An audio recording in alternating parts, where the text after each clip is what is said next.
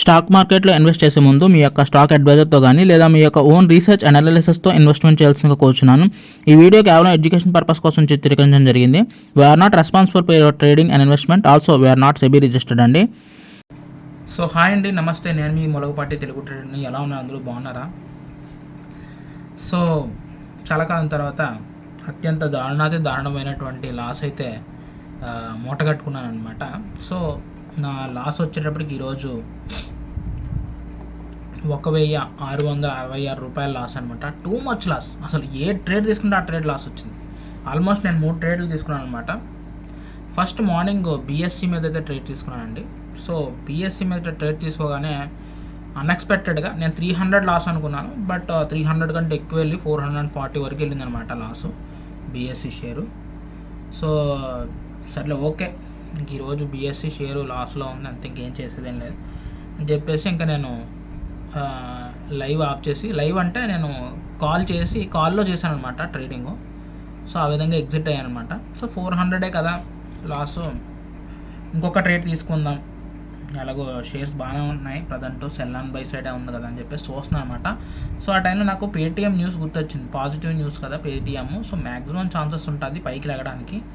715 ఆ టైంలో తీసుకున్నానండి పేటీఎం షేర్స్, ఒక 70 షేర్స్ తీసుకోగానే ఒక పెద్ద రెడ్ క్యాండిల్ వచ్చిందనమాట. నెక్స్ట్ క్యాండిలే పెద్ద రెడ్ క్యాండిల్ వచ్చింది. ఓకే, పెద్ద రెడ్ క్యాండిల్ వచ్చిందనమాట. 300 రూపీస్ లాస్లో వచ్చిందనమాట. ఇంకెంత పడుతుంది అంటే కంటిన్యూటీ క్యాండిల్ పడుతుందా అంటే అనిపించి, అమ్మ ఎందుకు అవసరమా మనకి ఇప్పుడు, ఎంతకంటే 600 700, అప్పటికే 700 అంతా వెళ్ళిపోయింది లాస్, అవసరమా మనకని చెప్పేసి ఇంకా 300 మళ్ళీ రెండో ట్రేడ్ కూడా 315 రూపీస్ లాస్ వచ్చిందని చెప్పేసి వెంటనే లాస్ బుక్ చేసి క్లోజ్ చేశాను. అది కొంచెంసేపు పడిన తర్వాత చూస్తే 720కి వెళ్ళిపోయింది. అంటే 5 రూపీస్ ప్రాఫిట్స్లో పైకి వెళ్ళింది. హోల్డ్ చేస్తుంటే, కానీ హోల్డ్ చేయకపోయిండే అంటే ఏది కూడా మనం ఎక్స్పెక్ట్ చేయలేం స్టాక్ మార్కెట్లో అనుకున్నంతసేపు. ఇప్పుడు తర్వాత థర్డ్ ట్రేడ్ తీసుకున్నాను. థర్డ్ ట్రేడ్ కూడా చూడండి, అసలు ఏ ట్రేడ్ తీసుకుంటే ఆ ట్రేడ్లో నాశనం అనమాట. అదేదో రీల్స్ గుర్తొస్తుంది నాకు, ఇప్పుడు పైకి వెళ్తుంది ధమాల్ అని పడిపోద్ది. అదేంటిది 3 ట్రేడ్లు కూడా 3 లాస్ అనమాట. అంటే ఎలా అనిపించిందంటే నాకు, ప్రతి దశలో నువ్వు పెంట చేస్తుంటే చేసే 3 ఉత్సాహం అన్నీ నా సర్వనాశనం అయిపోతాయని చూసారా గైస్. ఇక్కడ ఎలా నవ్వుతూ మాట్లాడుతున్నానంటే అంటే ఇంతకుముందు ప్రాఫిట్స్ కొట్టాను, అందుకని నాకు అంత బాధ అనిపించట్లేదు. కానీ ఒక్క రోజులో ఇంత లాస్ బుక్ చేయడం ఇది నా మొదటిసారి కాదు, ఇంతకంటే ఎక్కువసారి కూడా వర్క్ చేశాను. ఓకే, సో థర్డ్ ట్రేడ్ గురించి చెప్పాలి, అసలు అది అంతకంటే హైలైట్. అది బిఎస్సిఏ, మళ్ళీ బిఎస్సిఏ 700 అంటే 5100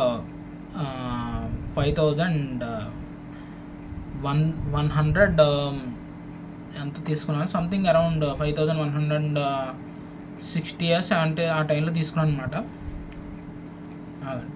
5157 ఆ టైంలో తీసుకున్నాను. అది బై కాదు, సెల్ తీసుకున్నాను. అంటే ఇక్కడ నుంచి పడుతుంది కదా అస్తమాట్లో, ఆ నెంబర్ రాగానే 5760 రాగానే అది పడిపోతుంది, అది రిజెక్షన్ అవుతుంది అస్తమాట్లు. సరే ఓకే, ఇక్కడ రిజెక్షన్ పాయింట్ ఉంది, 10సారి 61 వరకు వస్తుంది, కానీ ఇంకా అక్కడి నుంచి ఎగ్జిట్ అవుతుంది అని చెప్పేసి ఈసారి 57 అలా రాగానే ఆ టైంలో నేను తీసుకున్నాను అనమాట. 9 షేర్స్ తీసుకున్న నుంచి పైకే ఇదేంటిది పడతాలేదు. అదేంటి అసలు నాకు 3 ట్రేడ్లు కూడా పొద్దున్న నుంచి నిరాశ అనమాట. ప్లీజ్ దయచూ ఒక్క 300 అయినా ప్రాఫిట్ వస్తుంది అని, ఒక్క ట్రేడ్ కూడా 300 రూపీస్ ప్రాఫిట్ రాలేదనమాట. చేసిన ప్రతి ట్రేడ్ లాస్లో వెళ్ళిపోయింది అనమాట. అనూహ్యంగా ఏంటంటే బిఎస్సి నెగిటివ్ నుంచి పాజిటివ్కి వెళ్ళింది, అంత దాకా వెళ్ళిపోయింది పైకి. అక్కడ టాప్లో ఎగ్జిట్ కొట్టాను అనమాట. అంత చాలా దారుణం లాస్ అనమాట. ఏం చేయాలో అర్థం కావట్లేదు. కొన్ని రోజులు గ్యాప్ ఇవ్వాలా, ఎందుకంటే మైండ్ నాకేంటంటే ట్రేడ్ తీసుకునేటప్పుడు ప్రాపర్గా ఉండాలి. ఇంత లాస్ వచ్చింది ఓకే, కాదంటలేదు. అంటే ఇంతకంటే ఎక్కువ లాసులు నేను తీసుకున్నానండి, కాదంటలేదు. 4000 రూపీస్ లాసులు కూడా తీసుకున్నాను. అయితే అది ఆప్షన్ ట్రేడింగ్లో. ఆప్షన్ ట్రేడింగ్లో గట్టిగా పడతాయి మరి 4000 5000 అంతంత ఎక్కువ వేలల్లో పోతుంది. కానీ ఈ షేర్ మార్కెట్లో ఎప్పుడు కూడా అంత లాసులు ఉండవు.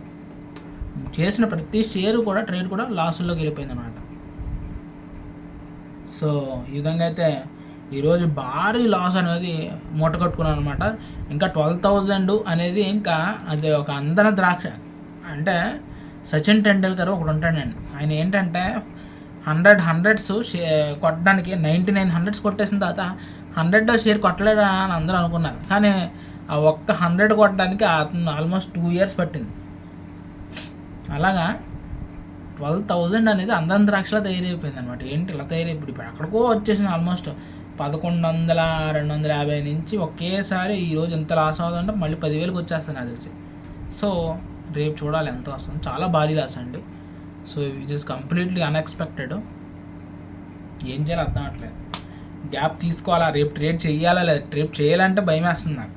మళ్ళీ ఇంత లాస్ వచ్చిన తర్వాత ఒకటే చేస్తే ఒక ట్రేడ్ చేయగలుగుతాను అంతే. సో అదే ఆలోచిస్తున్నాను.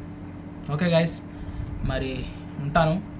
నెక్స్ట్ వీడియోలో కలుద్దాం. మరి ఉంటాను. మరి బాయ్.